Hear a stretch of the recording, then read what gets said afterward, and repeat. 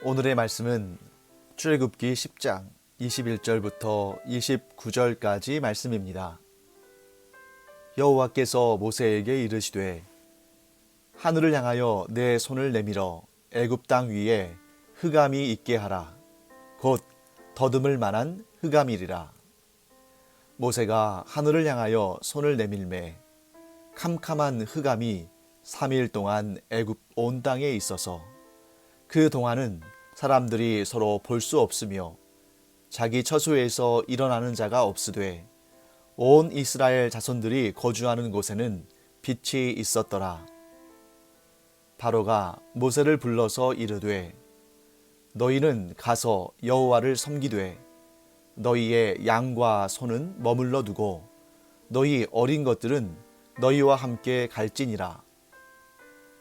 모세가 이르되 왕이라도 우리 하나님 여호와께 드릴 제사와 번제물을 우리에게 주어야 하겠고 우리의 가축도 우리와 함께 가고 한 마리도 남길 수 없으니 이는 우리가 그 중에서 가져다가 우리 하나님 여호와를 섬길 것임이며 또 우리가 거기에 이르기까지는 어떤 것으로 여호와를 섬길는지 알지 못함이니이다 하나 여호와께서 바로의 마음을 완악하게 하셨으므로 그들 보내기를 기뻐하지 아니하고 바로가 모세에게 이르되 너는 나를 떠나가고 스스로 삼가 다시 내 얼굴을 보지 말라. 내가 내 얼굴을 보는 날에는 죽으리라.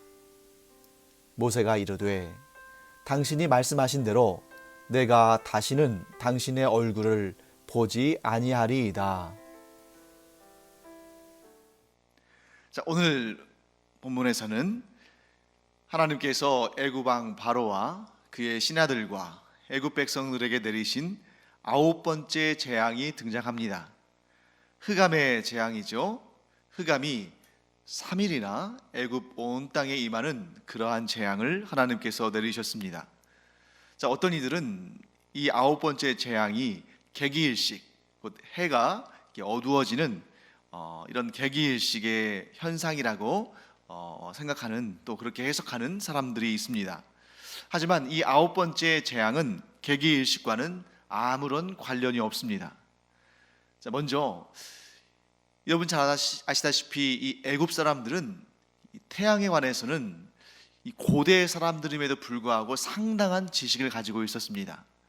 그렇기 때문에 오늘날 우리가 사용하는 이 태양력도 이미 그 기초가 애굽, 즉 이집트 이 문명 가운데에 이미 또 확고하게 세워져 있었고, 또 그들이 이 태양과 관련되어 있어서는 굉장히 자부심을 가지고 있는 사람들이었기 때문에 개기일식을 몰랐을 리가 없다고 우리 볼 수 있습니다.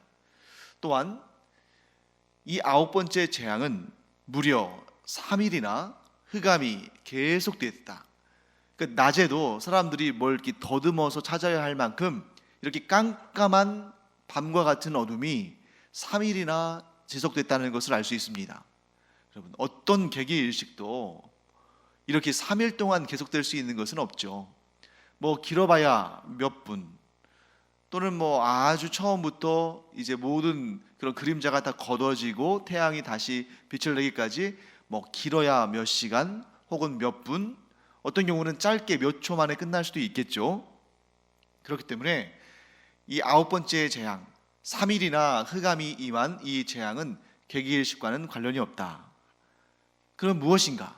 그것은 이 지구상, 이 지구의 역사상 그 어느 때에도 경험한 적이 없는 특별한 초자연적인 현상이다. 그러면 그 초자연적인 현상은 어떻게 된 것입니까? 하나님께서 하나님을 대적하는, 하나님께 약속한 것을 지키지 않는 이 애굽 왕 바로로 인해서 바로와 그의 신하들과 그의 백성들에게 내리신 하나님의 무서운 재앙이다 하는 것을 우리가 알 수 있습니다. 자, 밤이 낮처럼 환한 것, 그리고 낮이 밤처럼 어두운 것, 이 두 가지 다 사람들에게는 아주 신기하고 또 때로는 좀 무섭기도 하고 호기심을 살 만한 일입니다만, 어느 쪽이 더 무서울까요? 낮이 밤처럼 어두운 것과 밤이 낮처럼 환한 것, 어떤 것이 어떤 것이 더 사람들을 두렵게 하겠습니까? 당연히 낮이 밤처럼 어두워진 것을 사람들이 더 두려워하겠죠. 밤이 낮처럼 환해지는 것도 신기한 현상이긴 합니다. 그런데 우리가 잘 알다시피 이 북위 위도가 한 48도 이상 정도 되는 그러한 고위도 지역, 이런 지역에서는 한여름에도 태양이 해수면 아래로, 지평선 아래로 잘 내려가지 않는 이러한 현상이 발생합니다. 극지방에 가까울수록 이러한 현상이 더 도드라지게 나타나죠. 우리가 그런 현상을 백야 현상이다, 밤에도 환한 그런 현상이다 라고 말합니다. 그런데 이런 백야 현상이 일어날 때 아마 처음 그 백야 현상을 경험한 사람들은 굉장히 신기하기도 하고 또 무섭기도 했겠죠. 하지만 좀 어느 정도 적응이 되면 백야 현상을 즐기는 사람들이 이제 많이 나타나기 시작합니다. 그런데 낮이 밤처럼 어두워진다면 그것은 잘 적응되지 않을 것 같아요. 아무리 담대한 사람, 아무리 신기한 것을 좋아하는 사람이라 할지라도 당연히 해가 쨍쨍 내리쬐며 밝은 빛으로 환해야 할 낮이 정말 무엇인가를 더듬어서 찾아야 될 정도로 어두워지는 그런 상황이라면 누가 그런 현상이, 그것도 하루도 아니고 이틀, 사흘, 이렇게 3일 내내 그런 현상이 일어난다면 무서워하지 않을 사람은 아무도 없을 것입니다. 그런데 저는 단지 이 낮이 어두워진 이 재앙이 단지 빛이 없어져서 사람들로 하여금 두려움을 느끼게 하는 그 정도에 머물러 있는 것 같지는 않습니다. 이 밤이 낮처럼 환해지는 현상도 특이한 현상이지만 낮이 밤처럼 어두워지는 현상은 무언가 하나님께서 아주 중요한 메시지를 거기에다가 담아 넣으셨을 것 같습니다. 그래서 몇 가지를 한번 추려 보겠습니다. 첫째, 이 낮이 밤처럼 어두워진 이 재앙은 사실 낮이 밤처럼 어두워진 현상, 3일 정도 그렇게 됐죠. 3일간 낮이 밤처럼 어두워진 이 현상 때문에 사람이 직접적으로 목숨을 빼앗기거나 그것 때문에 아주 심각한, 현격한 생명의 위협을 느끼거나 그런 일은 아니었을 것 같습니다. 이 전에 재앙들 한번 보시죠. 어떤 재앙들이 있었습니까? 바로 직전에 메뚜기의 재앙, 그 전에 우박의 재앙, 또 그 이전에 돌림병, 악성 종기, 이런 재앙들이 있을 때 생명의 심각한 위기를 느끼죠. 하지만 3일 낮이 밤처럼 어두워져서 3일 동안 계속해서 어둠이 임했다고 해서 그것이 사람의 생명에 직접적인 타격을 가하지는 않았을 겁니다. 하지만 그럼에도 불구하고 이 3일간의 흑암의 재앙을 하나님께서 9번째 재앙에 두신 이유는 무엇일까? 아마도 이 9번째 흑암의 재앙은 마지막 10번째 재앙의 전조, 쉽게 말하면 예고편이라고 할 수 있겠죠. 자, 10번째 재앙, 우리가 이제 이미 많이 듣기도 했고 공부도 했기 때문에 알죠. 하나님의 명령을 거슬러서, 즉 어린 양의 피를 그 집의 문 지방과 문 임방에 바르지 않은 그 집은 사람이라면 장자, 가축이라면 초태생의 수컷, 그 생명을 거둬갑니다. 그날에 얼마나 애굽에서 고통과 괴로움이 심했을까. 정말 피 한 줄기 없는 그러한 깜깜한 어두움과 같은 그러한 고통이, 그러한 절망이 애굽을 휩쓸고 지나가죠. 그것을 미리 보여주는, 너희가 장차, 너희가 이번에도 이 흑암의 재앙을 경험하고도 돌이키지 않으면, 애굽 왕 바로가 여전히 완악한 마음을 가지고 하나님을 대적하면 이 흑암과는 비교할 수 없는 그런 두려운 어두움이 애굽 땅을 휩쓸 것이다. 사망의 권세가 이 애굽 땅을 휩쓸고 지나갈 것이다 하는 것을 미리 예고하여 보여주시는 전조와 같은 그런 징조라고 말할 수 있는 것이죠. 자, 두 번째, 이 어두움은 무엇을 의미하냐면 제 생각에는 애굽 왕 바로와 그를 닮아서 하나님을 인정하지 아니하고 하나님의 뜻을 대적하고 하나님과의 약속을 번번이 어기는 이 애굽 왕 바로와 이 애굽 사람들의 영적인 상태를 드러내 보이는 그러한 징조, 그러한 예시, 이런 것으로 볼 수 있다는 것입니다. 자, 지금 낮도 밤처럼 깜깜해서, 밤은 당연히 어두울 것이고요, 무엇인가를 이렇게 더듬어서야 찾을 수 있는 그런 어두움. 지금 바로 그들 앞에 모세가 있고 아론이 있고 그들을 통해서 하나님께서 말씀하시고 또한 지금까지 이 9가지나 되는 이러한 재앙들을 하나님께서 친히 내리셔서 그들로 하여금 하나님께서 어떤 분이신지를, 왜 하나님이 능력의 하나님이신지를, 하나님께서 원하시는 것이 무엇인지를 이렇게 확실하게 알리시고 보이시는데 그걸 깨닫지 못하는 겁니다. 아니, 깨닫지 않으려고 하는 거죠. 하나님을 알만한 것이 모든 사람들 안에 있지만, 그러나 어떤 이는 영의 눈이 밝아서 하나님을 향하여 나아가고, 어떤 이는 영의 눈이 어두워서 하나님이 계심에도 불구하고 하나님을 부인하고 하나님을 믿지 않고 심지어 하나님을 대적하는 이런 안타까운 상황이 오늘날도 이 땅에 펼쳐지고 있지 않습니까? 그 대표적인 사람, 바로 바로의 영적인 상태가 이와 같이 깜깜한 흑암과 같다 하는 것을 이러한 흑암의 재앙을 통해서 우리에게 보여주시는 것 같습니다. 그리고 마지막 세 번째, 제가 이 10가지 재앙에 대해서 설명을 드리고 할 때 잠깐 스치듯이 말씀드리고 지나간 부분이 있습니다. 그 내용은 뭐였냐면, 하나님께서 내리시는 이 10가지 재앙이 사실은 이 우상 숭배가 만연한, 물론 이제 작은 나라들도 우상들을 많이 섬겼죠. 하지만 작은 나라들은 미치는 파급력이 크지 않죠. 하지만 이 애굽은 당대의 세계의 최강대국이고 모든 문화와 정치와 경제의 중심지이기 때문에 이 애굽에서 유행하거나 이 애굽에서 만연한 그런 일들은 곧바로 순식간에 세계로 퍼져나가는 거죠. 그만큼 애굽의 영향력이 강했으니까요.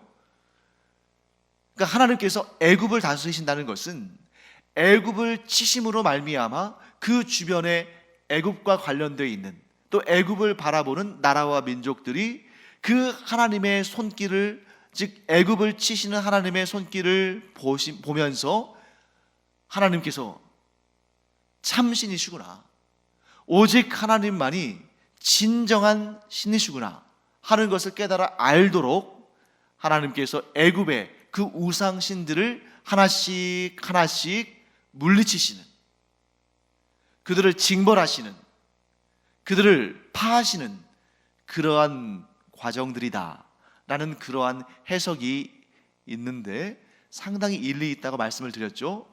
물론 성경에서 정확히 그렇다라고 말씀하지 않으시기 때문에 이것은 뭐 정확히 단정하기는 어렵고 추론하고 또 우리 연구할 수 있는 그러한 내용들입니다만, 그런 부분들을 충분히 고려할 수 있습니다. 그래서 9번째 재앙은 태양이 빛을 잃고 깜깜해지는 그러한 상황을 하나님께서 일으키시지 않습니까?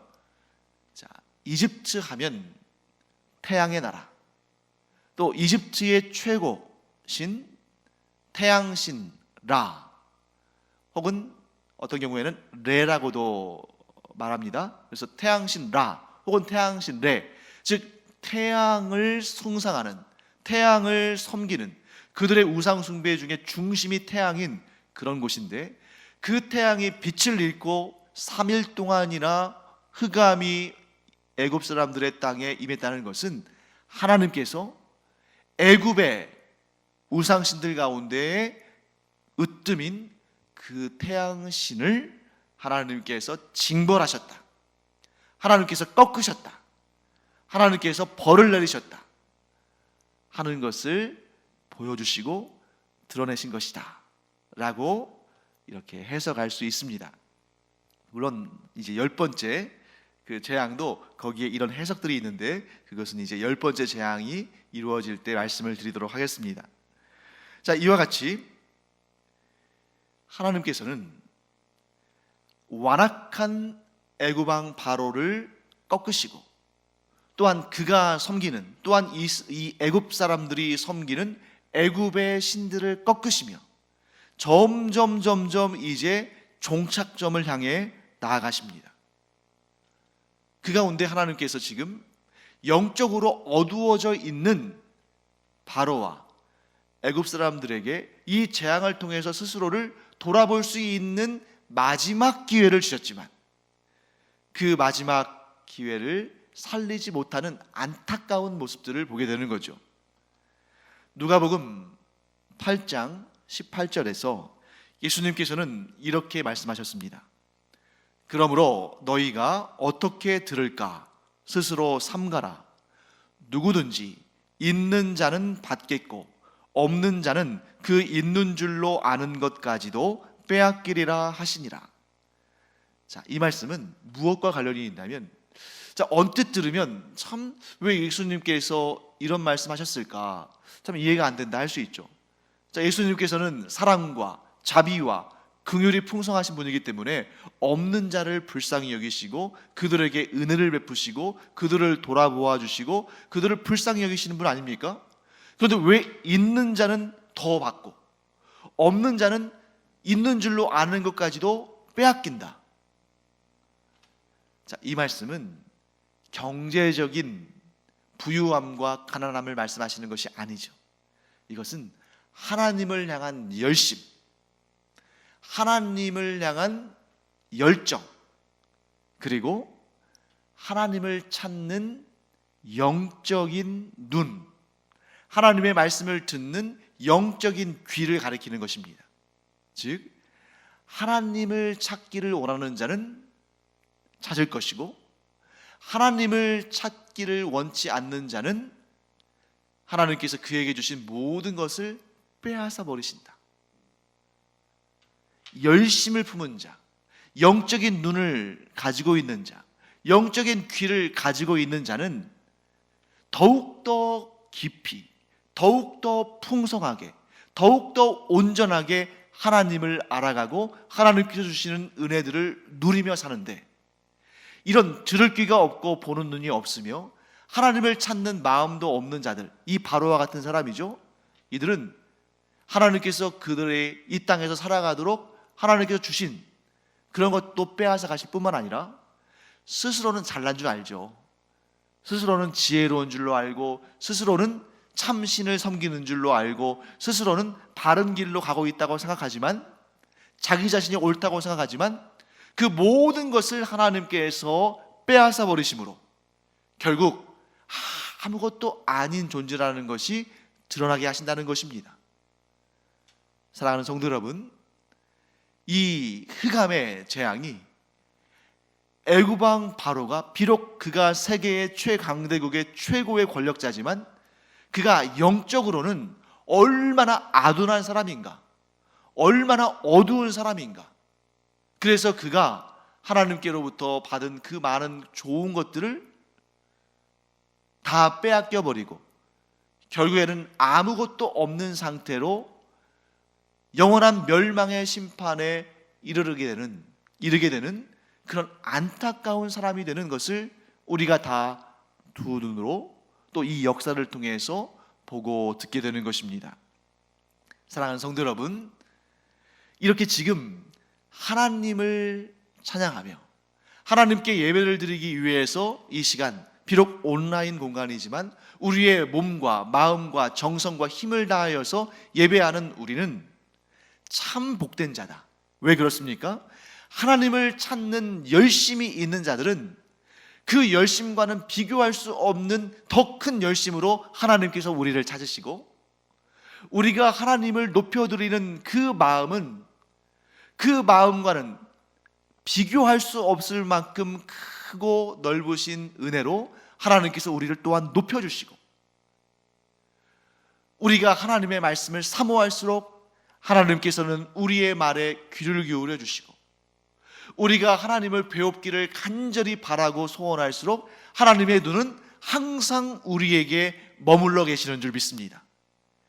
그래서 우리는 영적으로 늘 깨어 있고 늘 하나님을 찬양하고 하나님께 경배드리고 오직 하나님만 섬기고 하나님만 의지하는 이 깨어있는 삶을 살아야 됩니다. 그러면 밤이나 낮이나 우리가 좀 어두움의 골짜기를 걸어가나 아니면 광명의 길 가운데 서 있으나, 우리의 인생에 어떠한 질곡이 있으나, 우리의 인생에 어떠한 영광이 있으나 시간과 장소와 상황과 환경을 가리지 아니하고 하나님께서 항상 우리와 함께 하시며 우리를 붙드시며 우리를 인도하시며 우리에게 복을 주시고 상을 주실 줄 믿습니다.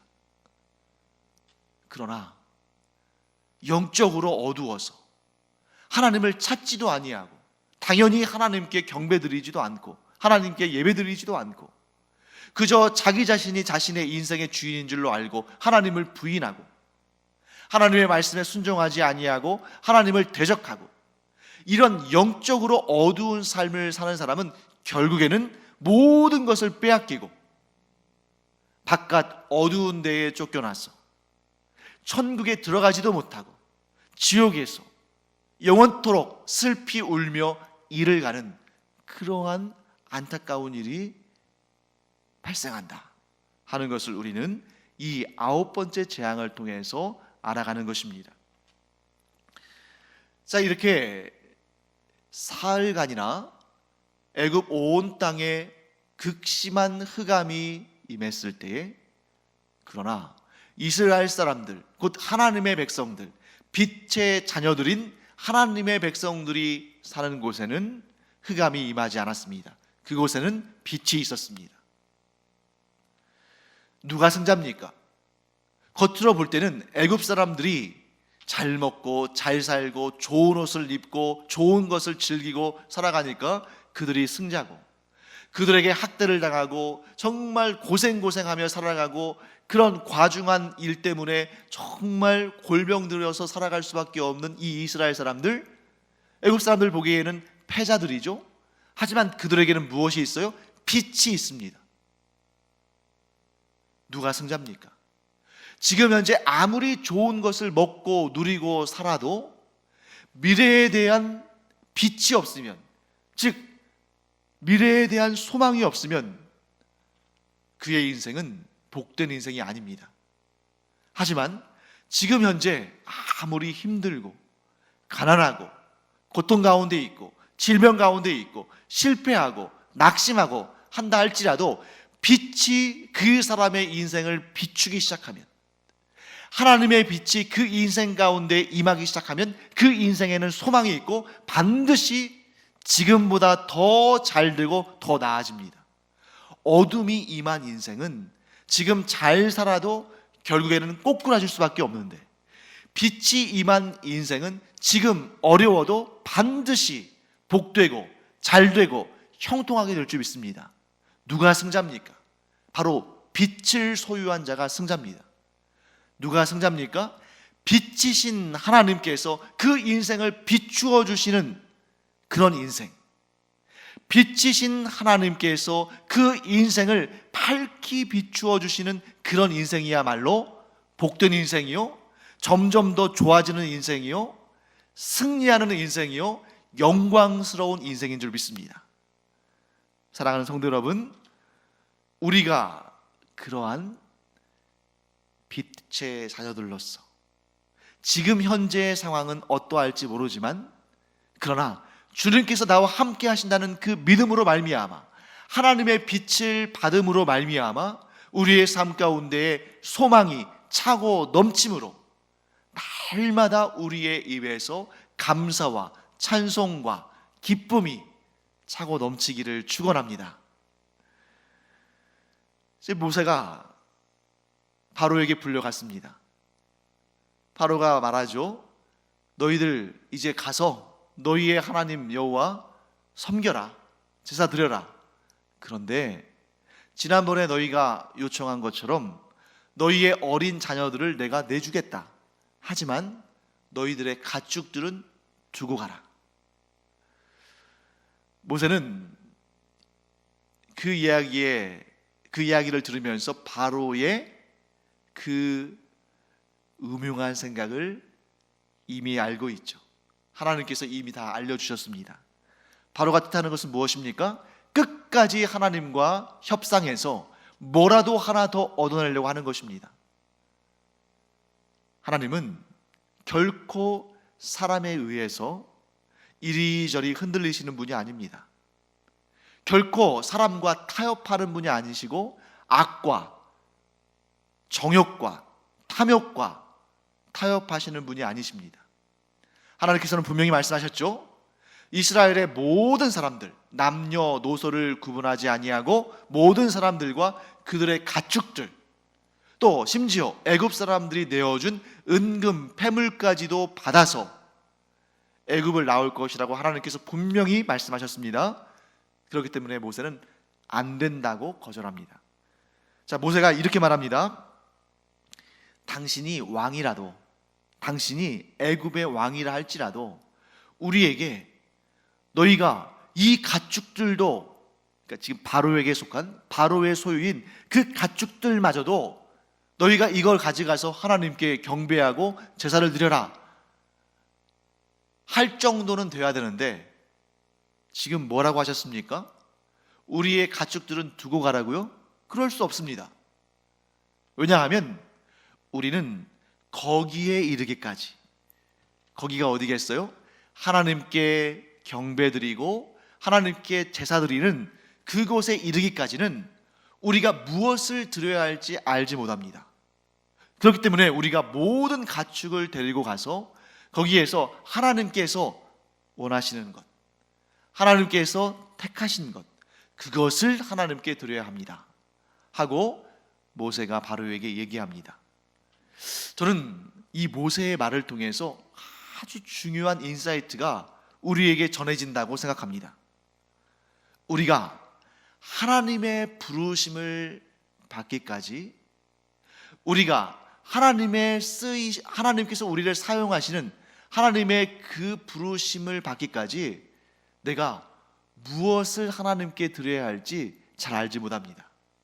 물론 우리는 하나님의 자녀들이요 하나님의 백성들이기 때문에 우리의 몸을 거룩한 산 제사로 하나님께 드린 그런 존재들입니다만, 우리가 하나님께 어떠한 사역의 부르심을 받았을 때에 우리의 무엇을 드려서 하나님께 충성해야 할지 우리가 지금은 모를 수 있습니다. 아니, 모르는 게 당연하죠. 그런데 그렇기 때문에 우리가 우리의 삶의 모든 영역에 있어서 더 거룩하고 더욱 경건하며 늘 깨어 있어서 기도로 준비되어지는 그런 삶을 살아야 한다. 자, 이스라엘 백성들이 자신들의 소유인 모든 가축들을 끌고 하나님께 경배드리고 하나님께 제사드리러 갑니다. 그 중에 어떤 것은 하나님께서 이스라엘 백성들이 소유하고 때로는 먹기도 하고 또 저절짜기도 하고 이런 용도로 사용하게 하시겠죠. 그러나 그 가축들 가운데 어떤 것은 하나님께서 택하셔서 하나님께 향기로운 제사로 올려드리게 하십니다. 우리의 삶도 마찬가지입니다. 하나님께서 특별히 우리의 삶 가운데 어떤 부분을 하나님의 그 거룩하신 일에, 하나님 나라의 사역에 들어 사용하시기를 원하실 때가 있다는 것입니다.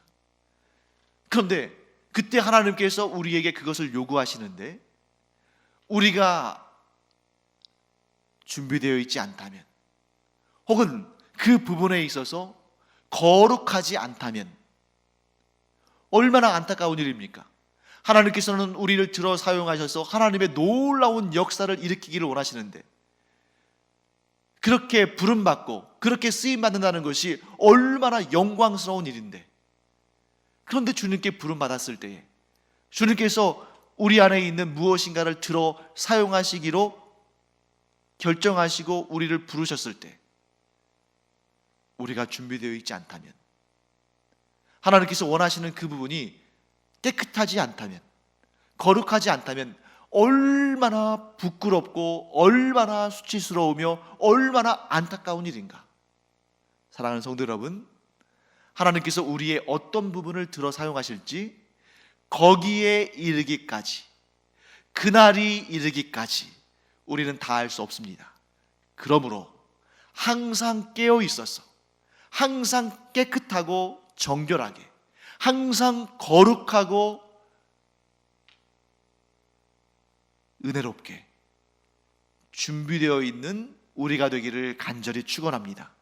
그래서 하나님께서 우리를 부르시면 내가 너를 좀 써야겠다, 내가 너의 그 부분을, 너의 그 영역을, 너의 그 은사를, 너의 그 재능을, 너의 그 능력을, 너의 그 부분을 내가 들어 사용해야겠다 라고 말씀하실 때에 잘 준비되어 있는 우리를 하나님께 내어드림으로 우리도 기쁘고 감사하고 즐겁고 하나님도 흐뭇해 하시는 그런 우리와 우리의 인생이 되기를 간절히 축원합니다.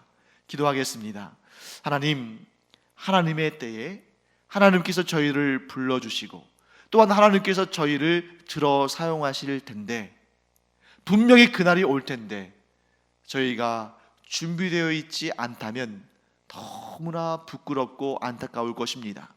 그러므로 하나님, 저희가 늘 깨어 있어, 늘 준비되어 있어서, 늘 정결하고 거룩한 상태로 대기하고 있어서 하나님의 부르심이 있는 날 기쁜 마음으로 하나님께 저희를 거룩한 산제사로 드리는 하나님의 귀하고 복된 자녀들 되게 하여 주시옵소서. 감사드리며 예수님의 이름으로 축복하며 기도합니다. 아멘.